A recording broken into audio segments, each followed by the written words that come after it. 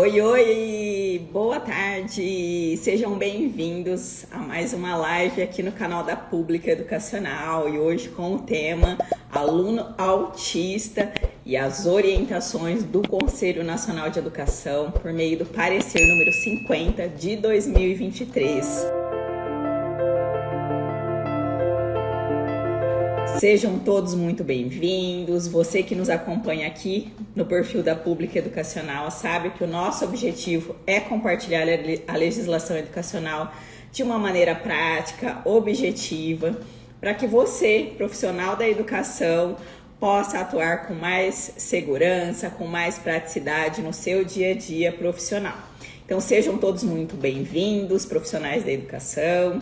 Quero dar as boas-vindas também aos colegas advogados que nos assistem, que nos acompanham e que se interessam pelo direito educacional. Sejam todos muito bem-vindos também. Bom, enquanto o pessoal está entrando, eu quero aproveitar para pedir para vocês compartilharem essa live com mais pessoas. Então cliquem aí no aviãozinho. Compartilhem essa live com mais amigos, com mais profissionais da educação, com mais colegas advogados que queiram conhecer a legislação educacional e aplicá-la de maneira prática e objetiva. Lembrando que o tema da live de hoje é aluno autista e as orientações do parecer número 50 do Conselho Nacional de Educação. Então, você que nos assiste, manda também aqui nos comentários de onde você nos acompanha, se você já é o nosso aluno aqui da Pública Educacional.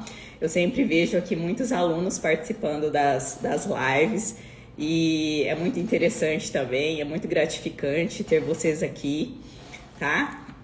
Então, pessoal, por que nós escolhemos esse tema de hoje, né? Nós tivemos aí recentemente publicado pelo Conselho Nacional de Educação esse parecer que é tão importante, sobre um tema tão importante de educação especial.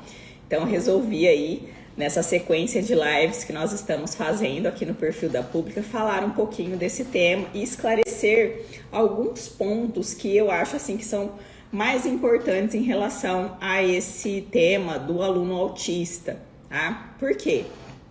Também baseado aí na minha experiência na área de consultoria, na área de educação pública, prestando consultorias para as prefeituras, para os sistemas de ensino, a educação especial é sempre um grande desafio para os sistemas de ensino.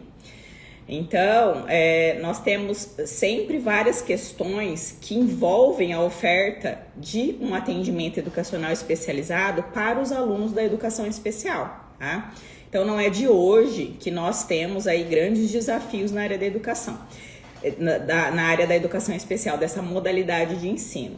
E aí, por vezes, nós que atuamos nas administrações públicas, municipais, nas secretarias de educação, nós nos deparamos com questões que envolvem ali a oferta do atendimento educacional especializado para o público-alvo da educação especial, mas que nós não encontramos respostas muito claras na legislação educacional, tá? Então, quando nós temos aí, então, a divulgação de um ato, de um documento por parte do Conselho Nacional de Educação, é sempre muito importante, muito interessante nós analisarmos todas essas questões. Sejam todos muito bem-vindos, estou vendo aí que já temos alunos aqui da Pública Educacional participando. Para quem é novo aqui no perfil da Pública Educacional, quem ainda não me conhece, eu sou a Sarita, sou advogada e consultora na área de educação pública. Trabalho aí há mais de 15 anos ofertando consultorias para secretarias de educação, então tenho aí no meu rol de atividades essa experiência com educação básica pública, tenho o privilégio de conhecer a realidade de vários sistemas de ensino e também atuo aqui na Pública Educacional como tutora. Então, quem é meu aluno aí do curso de plano de carreira do magistério, do curso de educação especial, do curso de direito educacional descomplicado, enfim, nós já tivemos vários cursos aqui no perfil da Pública e que eu tenho certeza que você que nos acompanha pode já ter me conhecido, mas para quem não me conhece, então fica aqui essa minha fala de apresentação. ok? Então vamos começar, pessoal. O tema, reforçando o tema da live, aluno autista, agora que tá todo mundo já entrou aí, né? Aluno autista e as orientações do parecer número 50 do Conselho Pleno do Conselho Nacional de Educação. Vocês já devem ter ouvido falar desse parecer, ele foi muito polêmico aí quando foi divulgado. E eu já adiantei aqui para vocês por que eu escolhi esse tema. Educação especial é sempre importante, a gente precisa estar atento, porque nem toda a legislação que nós temos sobre a educação especial esclarece todas as dúvidas que nós encontramos no dia a dia profissional. Então, muito embora nós tenhamos uma legislação federal, desde a Constituição Federal, LDB e resoluções e normativas do Conselho Nacional de Educação, assegurando o atendimento educacional especializado para as pessoas com deficiência, transtornos globais do desenvolvimento, altas habilidades ou superdotação, nós ainda verificamos no dia a dia educacional, ali na escola, na gestão da Secretaria de Educação, várias dúvidas em relação a esse atendimento, porque a legislação que existe hoje não traz todas as respostas para esse atendimento. Então, nós muitas vezes temos que fazer uma interpretação da legislação educacional, temos que fazer uma interpretação, conhecer a Política Nacional de Educação do nosso país, que é na perspectiva da educação inclusiva. Então, nós temos que, de fato, conhecer todos esses regramentos para poder, muitas vezes, tomar decisões ali no dia a dia. E quem é meu aluno do curso de Educação Especial sabe que eu também sempre oriento aos sistemas de ensino que, na medida do possível, baixem normativas complementares para o seu sistema de ensino, porque a LDB deu autonomia para os municípios baixarem normas complementares, ou seja, quando não houver na legislação nacional, não houver lá na LDB, na Constituição Federal, nenhum regramento específico sobre alguma questão relacionada à educação, cabe ao sistema de ensino, seja dos estados ou do município, baixar ali as suas próprias normas locais. Semana passada eu fiz uma live aqui também, na segunda-feira passada, com a Jane Haddad. Não sei se vocês acompanharam, espero que sim. A live tá salva, inclusive, no feed da Pública Educacional. Então, quem não teve oportunidade de assistir essa live, ela foi muito interessante. Fica aqui meu convite, porque nela nós também falamos vários assuntos ali relacionados à educação especial, aos direitos e aos deveres, tanto da escola quanto da família. Eu trouxe ali algumas questões da área de legislação educacional, e a Jane, com toda a sua experiência, sua prática pedagógica, nos trouxe a sua visão, o seu olhar e as suas orientações sobre a educação especial. Então fica aqui também o meu convite, ok? Eu separei aqui, pessoal, não sei se vocês já tiveram oportunidade de ler esse parecer, de ler esse documento do Conselho Nacional de Educação, mas eu vou pedir para minha equipe depois aqui mandar depois para vocês, quem quiser o arquivo desse parecer, vou pedir para a equipe mandar para vocês via direct ou mandar o link aqui nos comentários, tá? Então, quem ainda não leu esse parecer, eu recomendo que leia, que faça uma leitura completa, porque é um parecer que traz um estudo técnico, tá? Então, nós temos vários assuntos tratados, que estão tratados nesse documento, nesse parecer, e que é muito importante que vocês leiam. Aqui, na aula de hoje, nessa live, eu separei 10 pontos, 10 assuntos que, na minha visão, são importantes para a gente discutir e começar a destrinchar esse parecer, esse documento, que é tão complexo, é um estudo, né, é um relatório feito por uma comissão de profissionais, de cientistas, de estudiosos. Então ele traz ali uma abordagem mais completa sobre várias questões da pessoa com transtorno do espectro do autismo. E eu vou tentar aqui hoje, nesta aula, nesta live, apresentar assim o máximo de conteúdo possível em relação a esse tema, em relação aos temas que são abordados ali no parecer, ok? Tá? Se vocês tiverem dúvida, mandem aí nos comentários também, que a nossa equipe vai separando, e na medida do possível, no final da aula, eu faço aí essas orientações em relação às dúvidas de vocês, ok? Então vamos lá. O primeiro ponto que eu destaquei aqui, eu fiz até relatório aqui também, um roteiro para a live de hoje, já que são tantos assuntos tratados nesse parecer 50 de 2023, que eu fiz aqui também um roteiro para não esquecer de falar desses 10 pontos, desses 10 temas que eu separei para vocês. O primeiro deles é com relação a um esclarecimento sobre o que é um parecer do Conselho Nacional de Educação. Por quê? É importante a gente entender, principalmente quem é profissional da educação, que trabalha ali no dia a dia dos sistemas de ensino, saber quando um documento do Conselho Nacional de Educação deve obrigatoriamente ser observado pelo sistema de ensino ou não.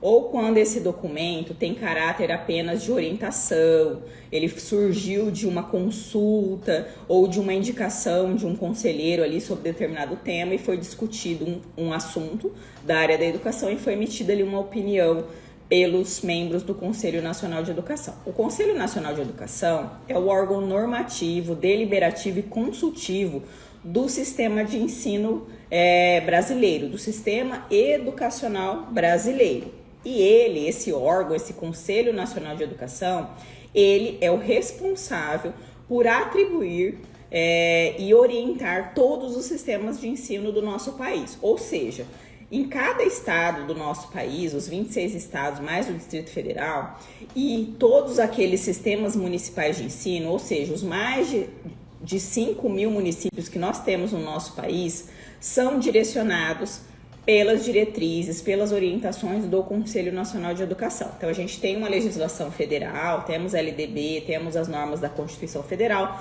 mas temos também como órgão consultivo, normativo e deliberativo desse sistema de educação nacional, o Conselho Nacional de Educação. Então, os membros desse conselho se reúnem para emitir diretrizes sobre questões que não estão ali tão claras na nossa legislação educacional, ok?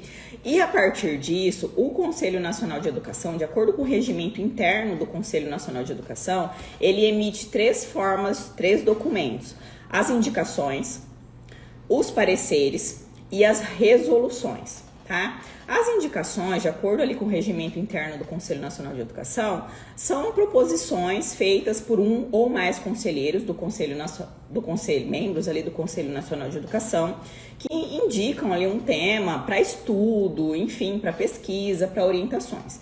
Então, quando a gente vê um documento ali que é uma indicação, a gente vai ter certeza ali, vai ler o documento e vai entender que aquilo foi algo que foi uma propositura, uma proposição feita por algum conselheiro ou mais de um conselheiro e que gerou ali um debate junto aos membros do Conselho Nacional de Educação, que tem ali as suas câmaras, a Câmara de Educação Básica, a Câmara de Ensino Superior e tem também o seu Conselho Pleno. Então, dependendo do assunto, esse tema é discutido ali pelos membros do Conselho Nacional de Educação. Além das indicações, nós temos os pareceres, tá? Os pareceres, eles nascem de uma consulta feita ao Conselho Nacional de Educação.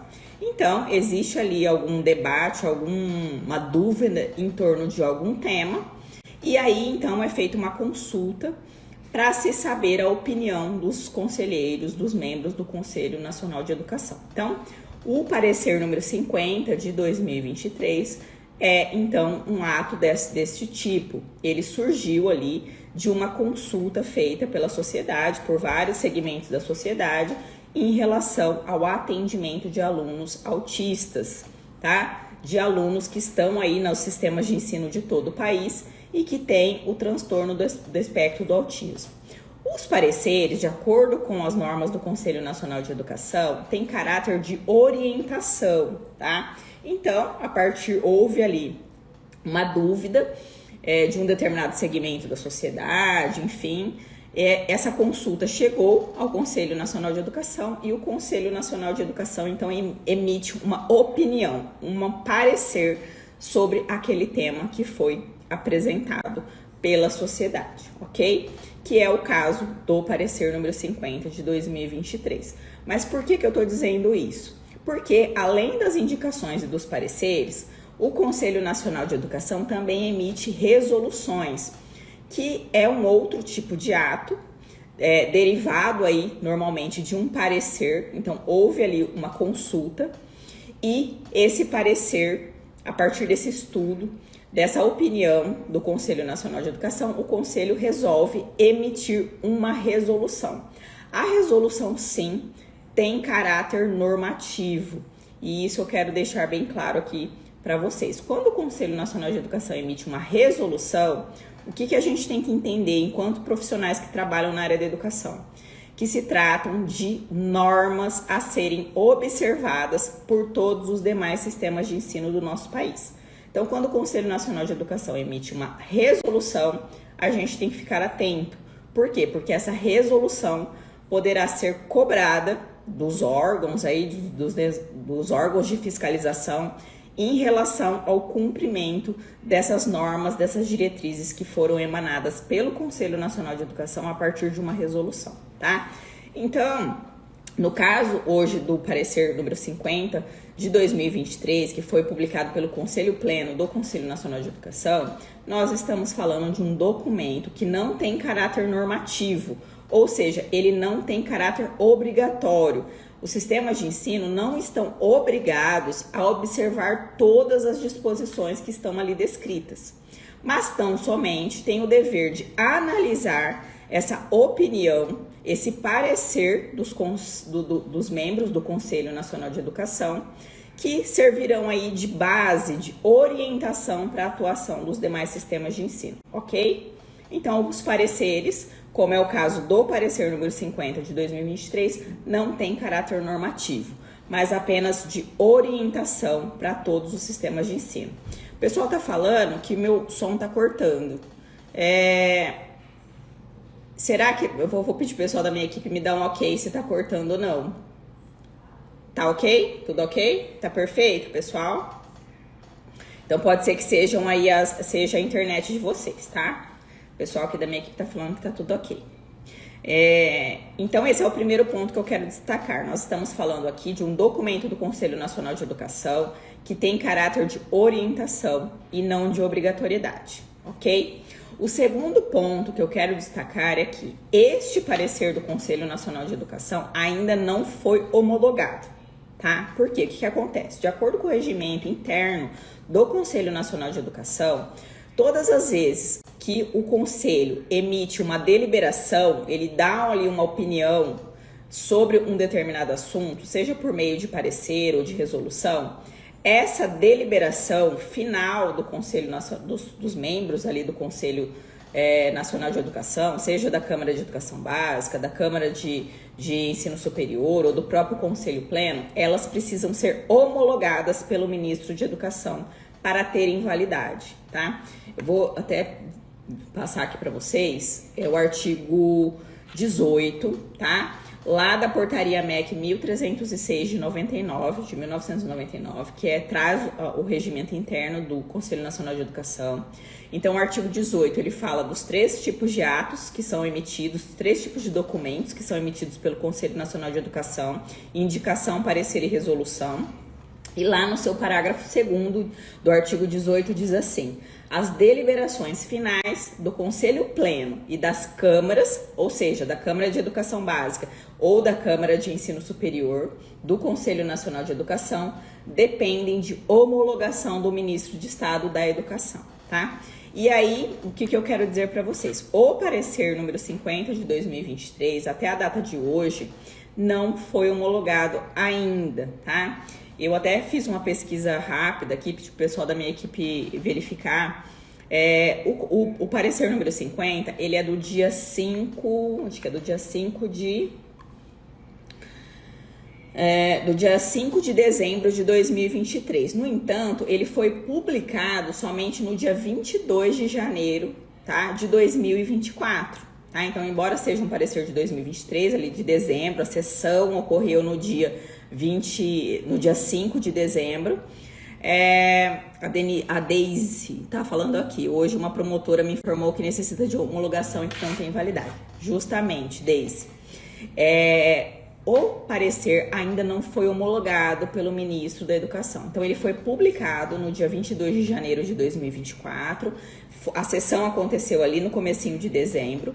Porém, a partir da publicação desse parecer é que começa a contar aí o prazo, que eu salvo engano são de 30 dias, para o ministro da Educação aprovar, homologar os pareceres, ok? Até o momento, esse parecer ainda não foi homologado. E o que isso significa, como a nossa colega aqui colocou agora há pouco, que ele ainda não tem validade, ele ainda não tem efeitos no nosso ordenamento jurídico, ok? Então, é importante, eu acho que é muito importante a gente discutir esse assunto, por isso, inclusive, que eu marquei a live de hoje, mas também é importante que vocês saibam que esse parecer somente terá validade no nosso ordenamento jurídico a partir da homologação do ministro da Educação, ok? Enquanto isso não acontecer, ele não é um documento considerado válido. A partir do momento que esse parecer for homologado pelo ministro da Educação, então quem acessar o parecer vai verificar que lá, logo no início do parecer, está em vermelho ali, aguardando homologação, tá? Então, somente a partir do momento que esse parecer for homologado, é que nós poderemos considerá-lo como um fundamento legal para justificar algum ato ou não realizado pelo sistema de ensino, tá? Lembrando que mesmo após a sua homologação, esse documento traz orientações para o sistema de ensino e não traz obrigatoriedade, tá? Mesmo ele tendo validade, quando ele tiver validade no nosso ordenamento jurídico, isso não quer dizer que os sistemas de ensino deverão seguir à risca tudo que está descrito naquele parecer.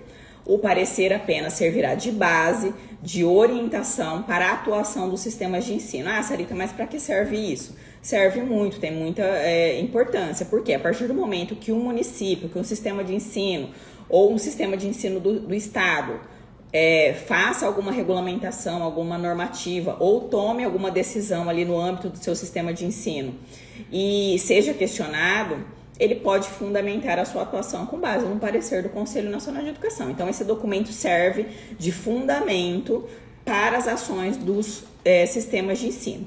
Porém, não quer dizer que todos os sistemas de ensino devam seguir à risca todas as orientações que estão ali descritas, ok? Esse é o segundo ponto, então, que eu queria passar aqui para vocês em relação a esse parecer. E aí, lembrando, até anotei aqui, que no parecer, o que fundamenta esse parecer do Conselho Nacional de Educação?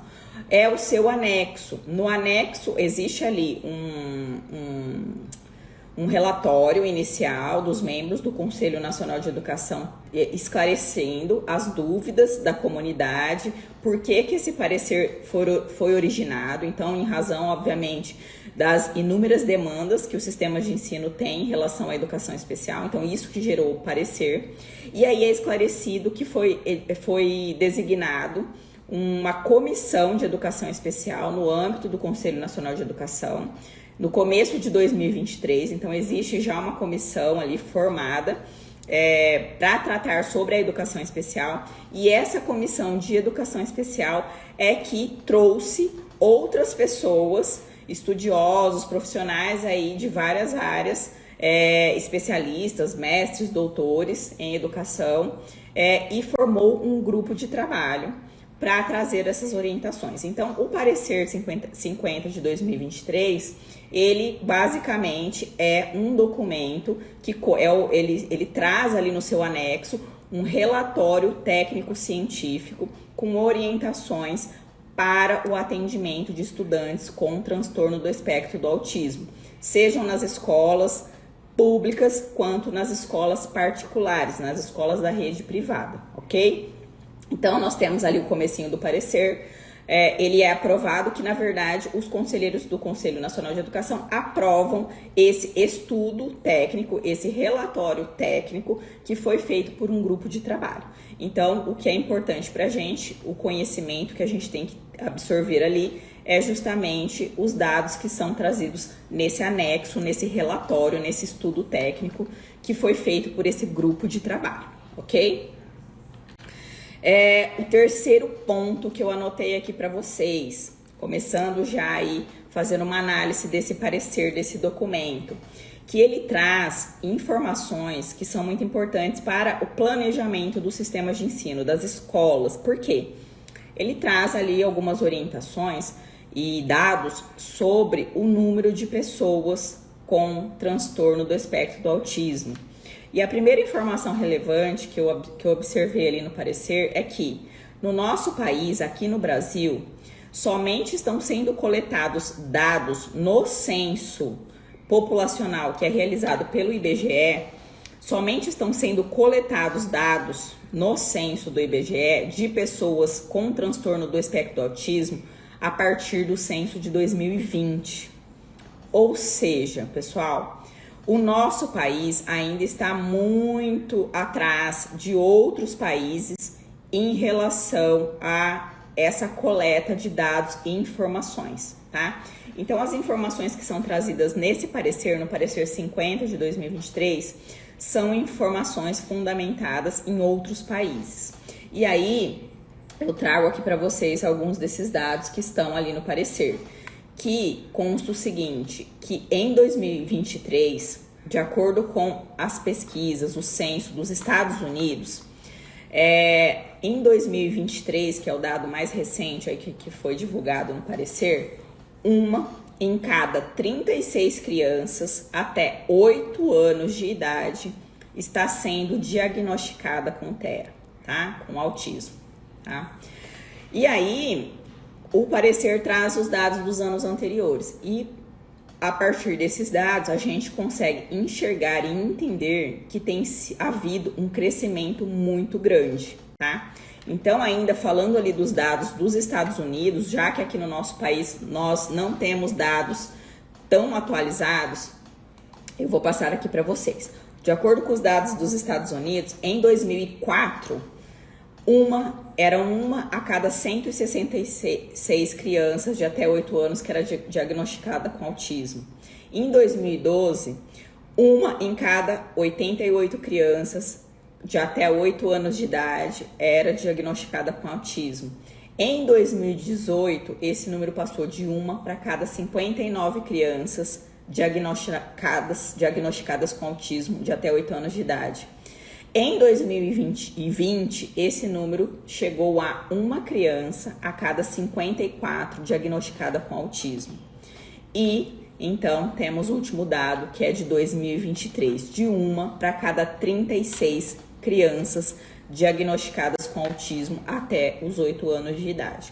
Então, vejam que houve um grande avanço, um grande aumento no número de pessoas com autismo nos últimos anos, tá? E esses dados, reforçando aqui, que são dados dos Estados Unidos, porque no censo realizado aqui no nosso país, no Brasil, o censo realizado pelo IBGE, só começou a coletar informações sobre as pessoas com autismo a partir do censo de 2020.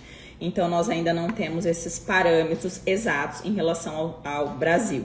No entanto, a partir desses dados de outros países, fazendo um parâmetro aqui com a população do Brasil, estima-se que quase 6 milhões de pessoas no nosso país, no Brasil, têm autismo, têm o transtorno do espectro do autismo. E ainda, tá? Eu até anotei aqui a página, na página 10 do parecer, diz o seguinte, que fazendo uma projeção com base nesses dados dos Estados Unidos, nos próximos anos, de 1 a 2 alunos em cada sala de aula do nosso país serão de pessoas, de alunos com autismo, tá? E por que eu faço esse, então, esse foi um dos temas aqui que eu quis trazer para vocês, porque nós, enquanto profissionais que trabalhamos com a área da educação, precisamos nos atentar a esses dados e fazer um planejamento educacional, tá? Porque a partir dessas informações, nós sabemos que haverá um aumento de pessoas com transtorno do espectro do autismo, tá? E outras deficiências também, ok? Então, olhando para essa projeção, os sistemas de ensino, sejam dos estados, dos municípios, públicos ou privados, devem se programar, se planejar para atender esses alunos e para oferecer o melhor atendimento possível, já que na nossa legislação, na legislação educacional vigente, esses alunos têm vários direitos assegurados, ok? Então fica aí a minha consideração em relação a esse ponto. No ano passado, inclusive, eu participei de um evento na USP sobre educação especial no ensino superior, que é um assunto ainda, né, a educação especial ainda não é muito abordada no ensino superior. Nós temos aí várias políticas educacionais que são mais voltadas para a educação básica, educação infantil, ensino fundamental e ensino médio. Mas eu tive a oportunidade de participar desse evento, desse seminário, e foi muito interessante. Por quê? O que eu notei ali a partir da fala dos professores, dos palestrantes que organizaram o evento e que participaram daquele momento, independentemente das discussões que foram trazidas. Muitos daqueles palestrantes, daqueles profissionais que estavam ali no evento, participando do evento, inclusive, né, como professores, eles são pessoas, né, eram pessoas com transtorno do espectro do autismo e que tinham sido diagnosticadas já na fase adulta, tá? Já ali na faixa dos 35 anos para cima. E muitos deles só foram diagnosticados porque, de repente, tiveram ali filhos com autismo e houve ali uma investigação, né? Uma pesquisa, enfim, e eles resolveram fazer também essa investigação e ter esse diagnóstico, tá? Então é muito interessante isso. No nosso país, isso demonstra justamente os dados que eu passei aqui para vocês. No nosso país, nós ainda não temos muitos parâmetros em relação a isso, tá? A Marli está perguntando onde encontra esse documento. Eu estou falando aqui, Marli, do parecer número 50 de 2023 do Conselho Pleno do Conselho Nacional de Educação. Eu vou deixar aqui para vocês, vou pedir pro pessoal da minha equipe mandar o link aqui para vocês copiarem, joguem no Google o que vocês acham esse documento, tá? Se não, digita aqui eu quero, ou manda um direct, tá? Mas manda depois que terminar a live, assim que terminar a live, vocês mandam um direct, eu quero parecer que a minha equipe manda esse documento para vocês, tá? Para vocês lerem a íntegra do documento. A Jamile tá falando, muito legal a live, Sarita, obrigada, Jamile. Então, pessoal, então esse ponto que eu coloquei aqui para vocês, inclusive desse diagnóstico tardio aqui no nosso país, que as pessoas estão sendo diagnosticadas tardiamente, revela muito aí um desconhecimento ou falta de pesquisas, de interesse em saber, em fazer esse diagnóstico da realidade do nosso país e identificar essas pessoas. A partir do momento que o IBGE, no seu censo populacional, que as escolas também, a partir do censo escolar, comecem a coletar esses dados, muito provavelmente nós teremos mais subsídios e mais informações, mais políticas do governo para oferecer um melhor atendimento para essas pessoas, especialmente no âmbito educacional, tá? Então, até mesmo, pessoal, pensando que agora em 2024 está vencendo o nosso Plano Nacional de Educação. E o que isso significa? Significa que nós estamos em fase de edição de um novo Plano Nacional de Educação, um plano que irá nortear a política educacional do nosso país pelos próximos 10 anos. Consequentemente, a partir da publicação do Plano Nacional de Educação, que provavelmente é lá pelo meio do ano, nós teremos aí a obrigatoriedade dos estados e dos municípios também editarem os seus respectivos planos estaduais e municipais, tá? Então, esse tipo de assunto, a educação especial, é um assunto importantíssimo para o planejamento da política educacional, especialmente dos municípios, tá? E eu falo dos municípios porque a educação infantil, onde começa a educação no nosso país, é competência privativa dos municípios, tá? Estados e União não têm ali que resolver questões relacionadas à creche e pré-escola. Atendimento de crianças de 0 a 5 anos de idade é obrigação dos municípios, é competência privativa dos municípios. Então, a educação infantil acontece bem perto de nós, nas escolas dos nossos municípios, tá? Então, e aí, considerando quem é pedagogo, pessoal, vocês que são pedagogos que estão me assistindo aqui, que sabem com mais propriedade falar sobre isso, Quanto mais cedo a criança, ali na primeira infância, ela tiver um atendimento educacional especializado de acordo com as suas necessidades educacionais, melhores são as chances de desenvolvimento. Por quê? Quando a gente fala de educação especial, especialmente do AEE, do atendimento educacional especializado, qual é o objetivo do AEE? Preparar esse aluno para que ele tenha um melhor desenvolvimento, tanto educacional, tanto ali no ambiente escolar, ele tenha um melhor convívio, um melhor desenvolvimento de aprendizagem social, enfim, mas também na sua vida em sociedade. Então, o AEE, ele visa complementar as necessidades educacionais desse aluno para que ele não tenha barreiras, ele elimine barreiras dentro do ambiente escolar, mas também na sua vida em sociedade. Tá? Então, quanto mais cedo esse aluno receber um melhor atendimento, e esse atendimento começa ali na educação infantil, melhor esse aluno terá um desenvolvimento tanto no aspecto da aprendizagem, como também na sua vida em sociedade. Ele terá mais autonomia para usufruir de todos os direitos que são devidos a todas as pessoas no nosso país, tá? O quarto ponto, vou falar um pouquinho aqui de legislação e da classificação do transtorno do espectro do autismo, porque é um dos assuntos também que sempre me perguntam e que vem dito aqui, está especificado no parecer 50 de 2023, tá? O parecer, ele traz ali um histórico de legislações relacionadas à educação especial, mas ele é fundamentado em vários momentos, principalmente na Lei Federal 12.764 de 2012, que é a chamada Lei do Autismo, tá? Que institui, é uma lei federal que instituiu a Política Nacional de Proteção aos Direitos das Pessoas com Transtorno do Espectro do Autismo, então uma lei de 2012, conhecida como Lei do Autismo, que muitos de vocês já devem conhecer, se não conhecem ainda, eu sugiro que façam uma leitura dessa legislação, tá? E também o parecer, em vários momentos, cita e fundamenta ali os seus estudos, as suas orientações na Lei Federal 13.146 de 2015, que é considerado ali, chamado a lei, né, é conhecida como a Lei Brasileira de Inclusão, ou Estatuto da Pessoa com Deficiência, tá?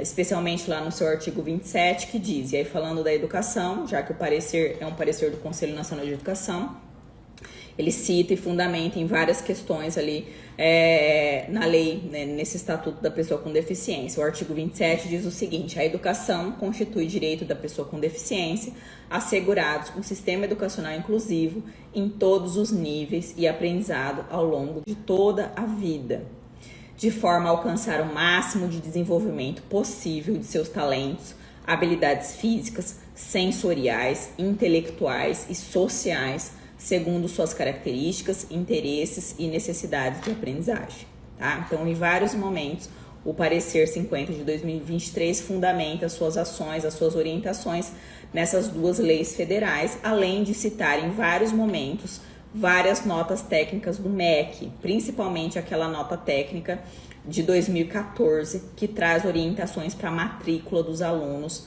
na modalidade de educação especial, tá? Que eu vou falar aqui para vocês, é um outro item que eu quero repassar aqui para vocês, a questão da matrícula, tá? Desse aluno na rede de ensino.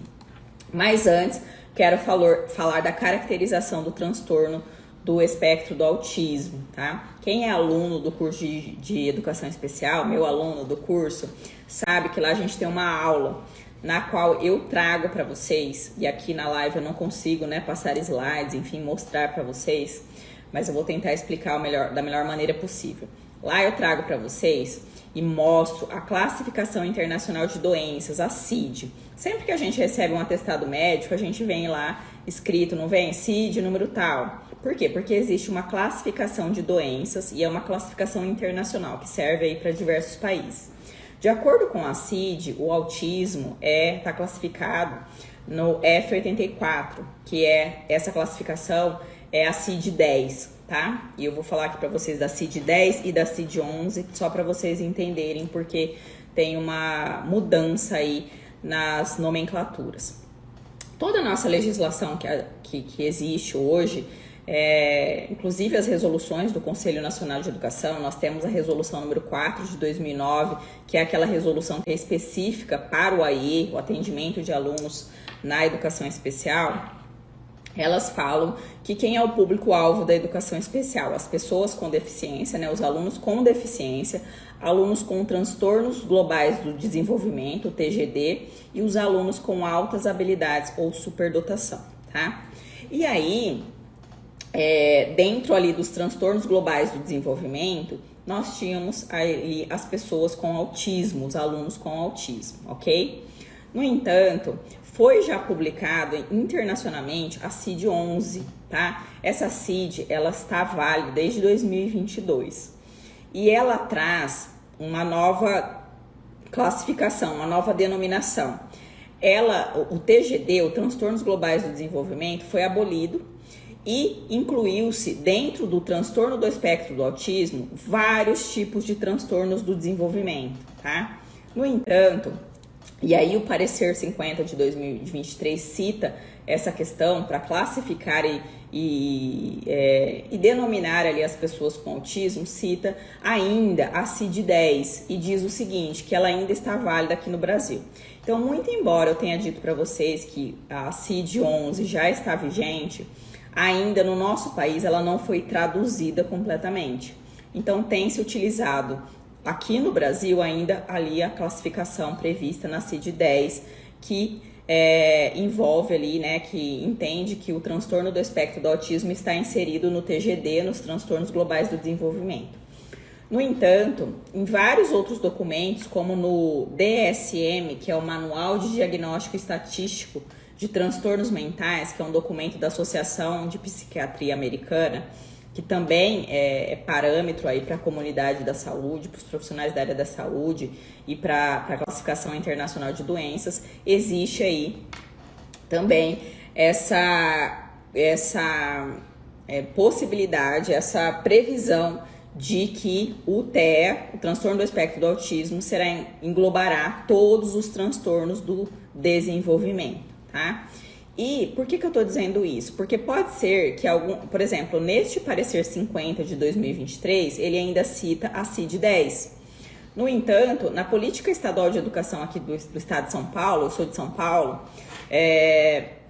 que é de 2021, se eu não me engano, ela já cita a CID-11, tá? Inclusive utiliza no seu documento normativo a classificação TGD/TEA. Então, quando a política aqui, na política estadual de educação inclusiva de São Paulo, quando ela vai falar do público-alvo da educação especial, ela fala que quem é esse público-alvo? As pessoas com deficiência, as pessoas com TGD/TEA, porque ela está usando as duas nomenclaturas ainda para não confundir, e as pessoas com, né, os alunos com altas habilidades ou superdotação, ok? Então, pode ser que vocês vejam em alguns documentos normativos dos sistemas de ensino dos estados, dos municípios, até mesmo agora a gente vai observar essas normativas do Conselho, do Plano Nacional de Educação, enfim, os estudos, pode ser que nós vejamos não mais a caracterização do TGD, mas somente do TEA. E aí a gente tem que entender que dentro do TEA, do transtorno do espectro do autismo, nós temos ali inseridos todos os transtornos do desenvolvimento, ok? Tá? Só uma breve explicação, porque pode ser que vocês vejam em outros documentos esse tipo de classificação diferente. Não tá errado, eu até sugiro, por exemplo, se vocês estiverem baixando alguma normatização no sistema de ensino de vocês, que vocês podem utilizar esse modelo feito aqui na política de educação especial do estado de São Paulo, que utilizar o TGD/TEA, tá? E na minha aula do curso de educação especial, eu faço uma reflexão com os meus alunos sobre outros transtornos do desenvolvimento que estão abarcados aí e que entram nesse conceito do TEA, inclusive a questão do TDAH, dos alunos com dislexia. Por quê? Porque dentro da CID-11, nós temos ali uma classificação, se eu não me engano, é a 6, não será mais F84, hoje o autismo é F84, a classificação, a CID do autismo, mas na CID-11 a gente tem uma nova classificação ali, que, se salvo engano, é a 6, que são os transtornos do desenvolvimento. E dentro dessa classificação 6, nós temos 6A, 6B, C, D, enfim. Temos vários tipos de transtornos, temos o TEA, temos o TDAH, temos a dislexia, enfim, temos ali mais especificados. A professora Elisângela de Farias está dizendo que sim, é a 6. Obrigada, viu, Elisângela? É que são tantas coisas aqui, tantas normas, que às vezes eu posso ter me confundido, mas obrigada. Então é a classificação 6, tá? Só assim, por que eu tô falando sobre isso? Pra gente entender que está havendo uma evolução na área da saúde, nas pesquisas, enfim, e nós temos, a partir disso, observado que o público-alvo da educação especial está sendo ampliado, tá? E por que é importante a gente fazer essa reflexão? Porque nós, enquanto trabalhamos na educação, nós temos que entender que o atendimento que é feito para um aluno, seja autista ou um outro aluno com deficiência, ele é um atendimento no âmbito educacional, justamente educacional e não clínico. Então, quando essa criança está na escola, está matriculada na rede de ensino, seja particular ou pública, ela tem que receber um atendimento educacional especializado, tá? Então, a gente não pode confundir atendimento educacional com atendimento clínico. E aí surgem várias questões. Ah, Sarita, mas eu preciso atender outros alunos, o aluno não tem ainda um diagnóstico, tem obrigação de atender, de oferecer o AE, de oferecer ali um profissional de apoio escolar. E aí, por isso que surgem essas dúvidas do público-alvo. Ah, mas quem é o público-alvo da educação especial? E eu quero trazer aqui para vocês essa reflexão, que o público-alvo da educação especial tem sido ampliado. E ele tem sido ampliado justamente por conta da evolução dos estudos, da medicina, das pesquisas. Por quê? Se a gente observar lá na Constituição Federal, a Constituição ainda fala de pessoas portadoras de deficiência. Ela não fala dos transtornos globais do desenvolvimento, dos alunos com altas habilidades. Somente legislações posteriores à Constituição Federal é que foram ampliando esse público-alvo da educação especial. E a partir do momento que a gente tem uma CID nova, uma classificação internacional de doenças, que traz uma nova classificação abrangendo todos os transtornos do desenvolvimento, nós temos que entender aí que o público-alvo da educação especial também será ampliado, tá? E que nós, enquanto profissionais que trabalham com a educação, nós temos que entender o seguinte, que o aluno, que a equipe escolar precisa olhar para o que essa criança, o que esse aluno precisa em termos educacionais.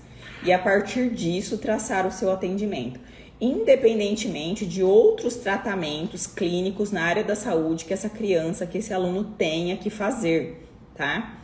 Então, assim, só para pontuar essa questão, porque é algo que sempre gera dúvidas. E aí, eu vou falar um pouquinho da questão da matrícula já, eu complemento essa minha fala, mas só para finalizar esse item, nessas novas classificações, especialmente nesse manual de diagnóstico de saúde mental, que o recente agora é o 5, tá? E consta lá no parecer 50 de 2023, tudo que eu tô falando pra vocês aqui, pessoal, tá lá no parecer. O parecer é imenso, ele tem mais de 70 páginas, tá? Não me recordo agora exatamente quantas são, mas são muitos estudos e muitas informações. Lá no parecer é citado, então, o Manual de Diagnóstico de Saúde Mental, que o mais recente é o 5, e lá ele traz que o transtorno do espectro do autismo, ele tem 3 níveis de gravidade, tá? O nível 1, que exige apoio, o nível 2 exige apoio substancial, e o nível 3 exige apoio muito substancial, tá? Tá lá na página 7 do parecer, tá?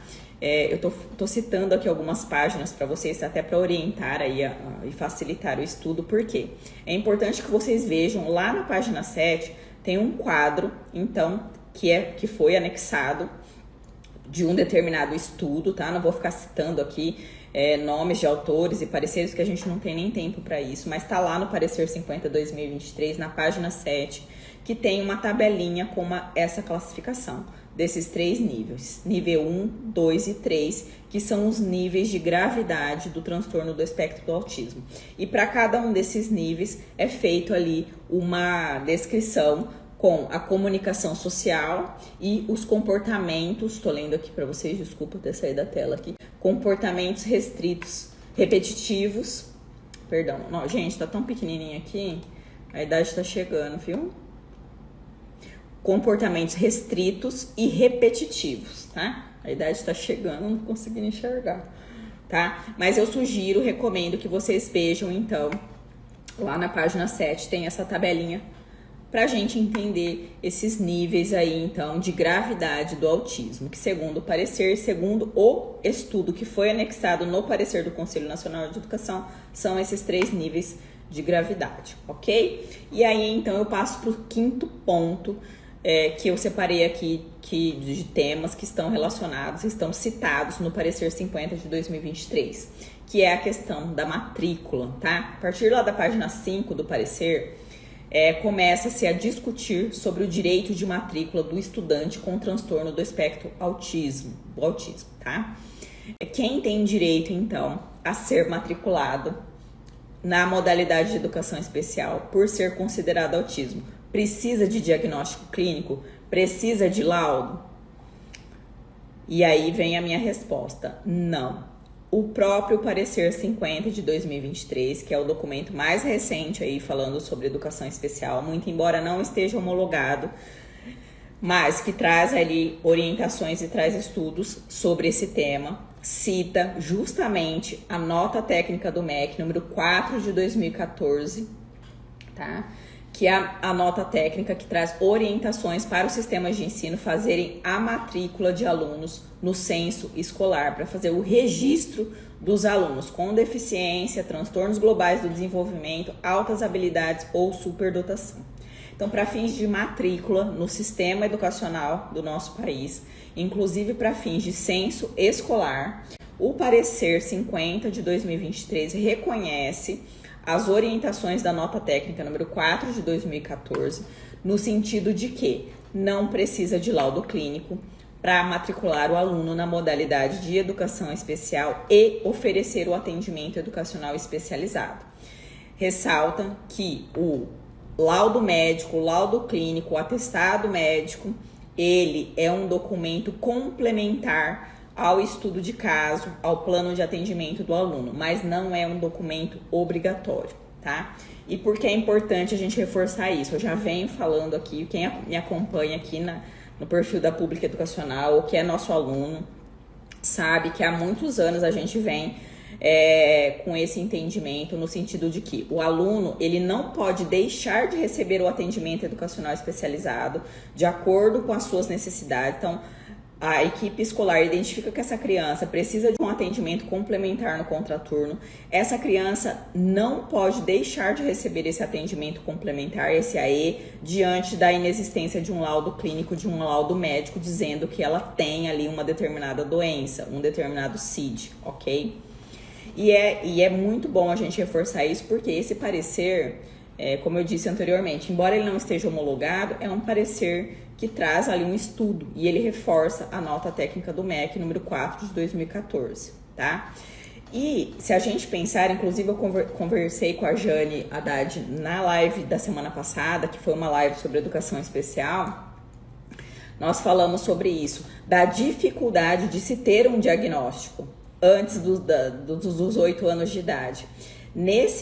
Justamente nas pesquisas que foram citadas aqui no parecer 50 de 2023, as pesquisas ali, embora sejam pesquisas dos Estados Unidos, elas são baseadas em crianças diagnosticadas até 8 anos de idade. Então, a Jane colocou aqui pra gente na live passada a dificuldade de se ter um diagnóstico fechado, um diagnóstico exato sobre o transtorno do espectro do autismo antes dos 8 anos de idade. Tá? Então, a gente não pode deixar de atender essa criança que ainda não tem um diagnóstico fechado, não tem ali um documento médico claro e objetivo, nós não podemos deixar de atender e de suprir as suas necessidades educacionais dentro da escola, tá? Então, isso é um ponto que eu quero deixar claro aqui para vocês e que o parecer 50 de 2023 reforça.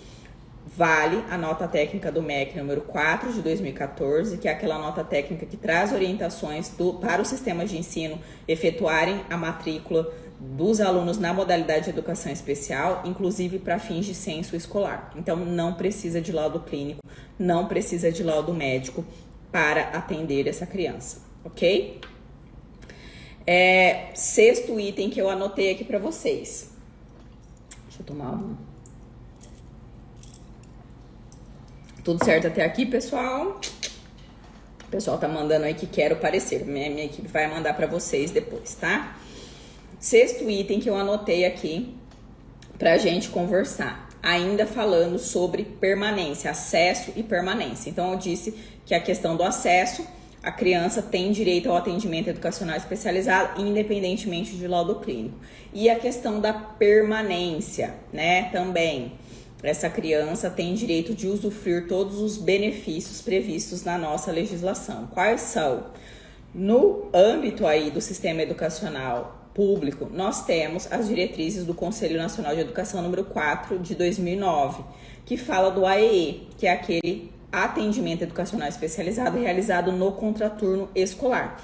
Então, a criança tem direito, na verdade, à dupla matrícula. Ela é matriculada no ensino regular, e é incluída ali nas classes regulares do ensino regular e tem direito ao atendimento educacional especializado no contraturno, onde ele receberá uma complementação ou suplementação de aprendizagens, que visa aí, que tem por objetivo a função do AEE, na verdade, é eliminar barreiras para que esse aluno, essa criança, ela tenha um pleno desenvolvimento ali das suas potencialidades, das suas habilidades e que ela consiga eliminar barreiras para ter uma melhor aprendizagem, tanto, né, na sua convivência e na sua aprendizagem no ambiente escolar, como também na sua vida em sociedade, ter mais autonomia, enfim, e poder usufruir aí todos os direitos de um cidadão, ok?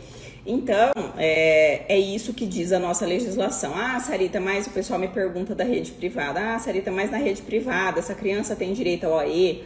De acordo aqui com o parecer 50 de 2023, o parecer 50 fala que todas essas orientações são tanto para as escolas públicas quanto particulares. No entanto, pessoal, eu sou bem sincera com vocês, se a gente analisa lá o parecer número 4, a resolução do Conselho Nacional de Educação número 4 de 2009, que fala do AE, que é específica do AE, aquele formato de AE, que é a matrícula no ensino regular, mais a segunda matrícula do aluno no contraturno escolar, com aquele formato de classes multifuncionais, enfim, esse é um formato que é idealizado e é formatado para a educação pública. Até mesmo porque os alunos, até mesmo porque existe um financiamento para a existência dessas classes multifuncionais, dessas salas de AEE, com todos esses recursos pedagógicos, enfim, tá? No âmbito particular, nós não temos visto um modelo instituído nesse formato, ok? Mas é direito da criança, do aluno que frequenta a rede particular, dentro do seu turno regular de aprendizagem, receber todo o apoio que é necessário. Então, se é uma criança que precisa ali de um acompanhante para levá-la ao banheiro, para ajudá-la na alimentação, por exemplo, essa escola tem que fornecer esse atendimento.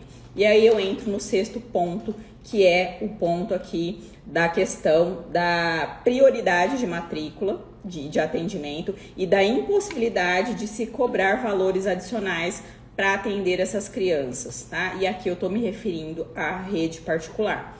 Quem acompanha a gente aqui na pública sabe que o nosso foco é o ensino público, especialmente no âmbito da educação básica, educação infantil, ensino fundamental e ensino médio. No entanto, eu sei que muita gente nos acompanha aqui, principalmente os colegas advogados e até mesmo vocês que têm filhos e pessoas conhecidas na rede particular de ensino e que têm dúvidas em relação a isso. E o parecer número 50 de 2023, como eu disse para vocês no início da live, ele é aberto, ele se refere a todos os sistemas de ensino, inclusive no âmbito dos sistemas de ensino, nós temos as escolas públicas e as escolas particulares. E aí, falando um pouquinho disso, Tá lá, ele traz, né, o parecer ele traz, acho que eu não sei se eu anotei aqui a página exatamente, mas ele traz o seguinte, que lá na Lei Brasileira de Inclusão, no Estatuto da Pessoa com Deficiência, no artigo 9, existe um item, né, um inciso, que é o inciso 7, que trata da prioridade de atendimento das pessoas com deficiência. Então, o caput do artigo 9 diz o seguinte, a pessoa com deficiência tem direito a receber atendimento prioritário, sobretudo com a finalidade de, e aí vem o inciso 7º, tramitação processual e atendimentos judiciais e administrativos, peraí, deixa eu só mexer aqui que saiu fora, tramitação processual e procedimentos judiciais e administrativos em que for parte ou interessada em todos os atos e diligências. Tá? O que isso significa? E aí o parecer número 50 vem esclarecendo. A questão da matrícula. A matrícula a gente considera, e aí é uma opinião ali, uma orientação do parecer, um entendimento exarado ali naquele parecer do Conselho Nacional de Educação, no sentido de que o procedimento de matrícula, o ato de matrícula é considerado um procedimento administrativo. E, portanto, as pessoas com deficiência, com base nesse artigo 9º ali da Lei Brasileira de Inclusão, ou Estatuto da Pessoa com Deficiência, fala que essas pessoas têm prioridade no atendimento. E aí, para quem trabalha na educação pública, fala, Sarita, mas e aí, o que eu faço? Eu tenho lista de espera, muito provavelmente vocês vão me falar que tem lista de espera nas creches, tá? Município, sistema de ensino tem o dever aí de oferecer a educação infantil. Falei com vocês sobre isso agora há pouco. É uma responsabilidade dos municípios. E muitas vezes a gente não tem fila de espera na pré-escola ou no ensino fundamental, mas nas creches é muito difícil o município que não tenha lista de espera nas creches. Mas a gente já... E aí eu tenho que atender, eu tenho que priorizar essa criança, tá? Eu vou fazer uma reflexão com vocês aqui que é muito mais ampla. O direito à educação é um direito de todas as pessoas, tá? E no nosso país, ele está garantido na nossa Constituição Federal, que é a lei maior do nosso país. Inclusive, a Constituição Federal fala do ensino obrigatório, que é dos 4 aos 17 anos. Então, até de 0 a 3 anos, é uma faculdade da família em colocar essa criança ou não na rede de ensino, seja pública ou particular. Então, na modalidade de creche, ali na etapa de creche, a família resolve se quer a vaga ou não.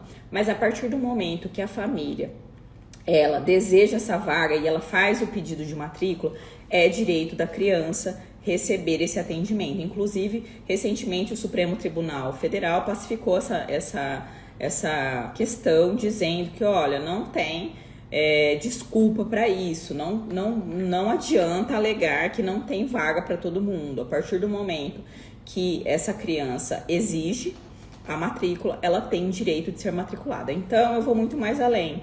Não só as pessoas com deficiência, não só as crianças com deficiência, mas todas as crianças têm esse direito, né? Então, de fato, as redes de ensino precisam se programar, precisam se planejar para receber essas crianças, sejam crianças com deficiência ou não. E havendo aí essa necessidade de atendimento de uma criança com deficiência, e aqui eu faço um parênteses também, crianças também em situação de risco, de vulnerabilidade social, precisa ter um esforço a mais das redes de ensino, tá? Por quê? Porque se essa questão for judicializada, for para o Ministério Público, for para o juizado, independentemente se essa criança é uma criança com deficiência ou não, ela tem direito de receber esse atendimento, tá? E o sistema de ensino, a rede de ensino terá a obrigação de matriculá-lo, ok? Então, é uma questão de planejamento mesmo. As redes de ensino precisam fazer um trabalho intersetorial, fazer uma comunicação com a área da saúde, com a área da assistência social, fazer um censo ali educacional próprio, e identificar essa população e se planejar e se antecipar para poder oferecer essas vagas, ok? E ainda falando então dessa questão do acesso dos alunos de educação especial, especialmente aqui dos alunos autistas, o parecer 50 de 2023 relembra as disposições da Lei Federal 7.583 de 89, que é uma lei que fala sobre as pessoas com deficiência, mas traz ali alguns procedimentos no âmbito judicial, especialmente para fins de procedimentos de Ministério Público, relembrando que constitui crime recusar, cobrar valores adicionais, suspender, procrastinar, cancelar ou fazer cessar inscrição de aluno em estabelecimento de ensino de qualquer curso ou grau, público ou privado, em razão da sua deficiência. Então, não custa lembrar que é crime fazer a recusa da matrícula ou ainda cobrar valores adicionais, falando aí especificamente para o público das redes privadas, ou se você que está nos assistindo é pai de um aluno, não pode haver cobrança adicional só porque o aluno ele tem alguma deficiência, ok? E o parecer 50 de 2023 nos traz novamente rememora essa questão, porque, como eu disse para vocês, são vários temas envolvendo a educação especial e que muitas vezes não são observados, seja na rede pública ou seja na rede particular, tá? E só para finalizar essa questão das escolas particulares, além de não poder haver essa cobrança, no meu entendimento, tudo aquilo que essa criança precisa naquele turno para o qual ela foi matriculada, tá? Então, essa criança, ela foi matriculada no período integral ou no período parcial. Tudo aquilo que for destinado aos demais alunos, com aquele determinado custo, deve ser oferecido à criança autista ou à criança com deficiência, tá? Sem cobrança de nada adicional. E para a criança que tem alguma deficiência, inclusive as crianças autistas ou com algum tipo de transtorno, se precisarem de profissionais de apoio durante aquele turno em que estão matriculadas, elas devem receber esse atendimento, ok?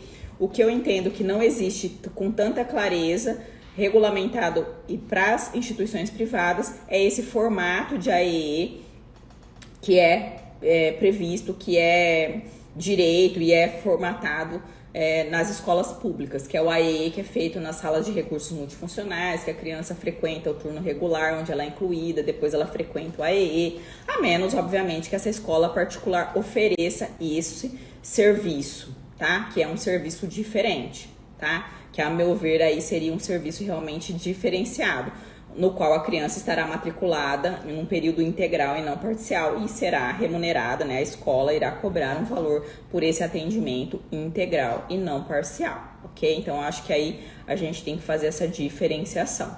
Mas eu sei que tem vários colegas advogados que trabalham na área privada e que podem esclarecer com muito mais objetividade, com muito mais informações essas questões. E eu vou até aqui, já faço um convite desde já, se tiver alguém me ouvindo, que a gente pode vir fazer uma live aqui no perfil da Pública Educacional para falar sobre algumas características da educação especial nas escolas privadas, tá? Já fica aqui o meu convite para as colegas advogadas. Item 7, o sétimo tema que eu separei aqui para vocês, número de alunos por turma. Essa é uma questão que sempre perguntam aqui pra gente, já fiz vários vídeos explicando sobre isso, mas o parecer 50 de 2023 também trata desse assunto, lá na página 20 em diante. E aí a orientação é aquela que eu já vinha trazendo aqui para vocês. Não existe uma normatização no âmbito da legislação federal sobre o número de alunos por turma. Então, quantos alunos autistas ou quantos alunos público-alvo da educação especial eu posso inserir em cada sala de aula? Não existe parâmetro. Cabe a cada sistema de ensino fazer a sua regulamentação. Parecer 50 de 2023 reforça isso, tá? No entanto, o que o parecer nos rememora, nos relembra, de que mesmo havendo uma regulamentação local, essa regulamentação, essa limitação de número de alunos não pode ter caráter discriminatório, ou seja, a escola não pode negar a matrícula do aluno dizendo que naquela sala de aula já existe um número X de alunos público-alvo da educação especial e que não tem mais vagas ali para ele, tá? Então a escola, o sistema de ensino não pode usar essa regulamentação para fins de limitar a matrícula, tá? Então pode sim haver uma normatização, uma padronização, no entanto, havendo uma lotação essa escola precisa atender o aluno e precisa abrir ali uma exceção em uma outra sala para atender essa criança, esse aluno, tá? Então não é porque já foi excedido o número de alunos que foi regulamentado e que essa escola simplesmente faz a recusa, não pode ter esse caráter discriminatório. Por outro lado, a questão da regulamentação e da distribuição dos alunos com deficiência nas várias turmas, ela é importante porque até mesmo por conta do princípio da inclusão, tá? Quando a gente fala de inclusão, a gente está falando que os educadores, os gestores educacionais, eles precisam distribuir o máximo possível o número de pessoas com deficiência nas classes, nas turmas que tem ali naquele determinado nível de ensino. Para quê? Para que toda a comunidade escolar, todos os demais alunos, todos os profissionais da educação, todos os profissionais de apoio se beneficiem da convivência com as pessoas com deficiência, tá? Então, quando a gente fala de inclusão, a gente está falando de melhorar a experiência entre pessoas com deficiência e pessoas sem deficiência, melhorar esse convívio para que todos possam se beneficiar da diversidade, ok? Então, cabe aí uma sensibilidade dos gestores educacionais de, na medida do possível, distribuir da melhor maneira possível e distribuir o máximo possível os alunos com deficiência nas várias turmas que existem, obviamente respeitando a faixa etária, a faixa de ensino daquele aluno, daquela criança, ok? O que não pode acontecer, assim como não é recomendado que, por exemplo, se coloquem todos os alunos que foram reprovados no ano anterior numa determinada série ou ano, isso não é recomendável, de forma que esses alunos reprovados ou que já passaram por algum tipo de reprovação durante a sua jornada escolar, que eles sejam segregados e separados numa determinada turma, e aqueles chamados bons alunos ou os alunos que nunca ou que têm uma média melhor de aprendizagem, de notas, sejam aglomerados numa determinada série ou ano, isso não é recomendável. A mesma coisa acontece com os alunos público-alvo da educação especial.